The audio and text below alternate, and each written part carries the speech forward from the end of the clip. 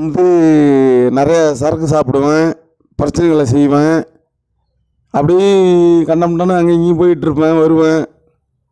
குழந்தை குட்டிகளை வந்து திட்டுவேன், வீட்டில் போவேன். ஆனால் என் பிள்ளைங்கள்லாம் வந்து BCom second year first year எல்லாம் படிக்குதுங்க. பையன் 9th படிக்கிறான். ஐயா கிட்ட வந்தேன், ஒரு ஜபம் பண்ணாங்க. என் தலையில் உள்ள வலிகள் எல்லாம் தின்னுட்டு இனி குடியே கிடையாது.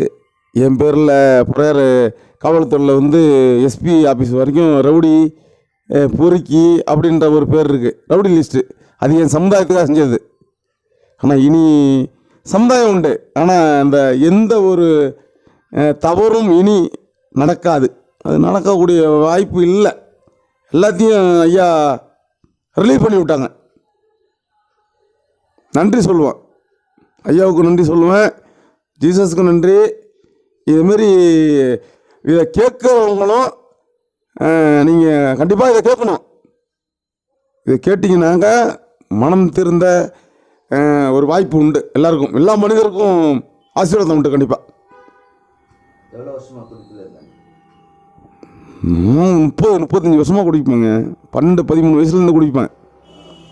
ஆனால் கெட்ட பழக்கம் கிடையாது. சரக்கு அடிப்பேன், சிகரெட்டு குடிப்பேன், எதுவுமே கிடையாது. இப்போ குடிச்சிட்டு தான் வந்தேன்.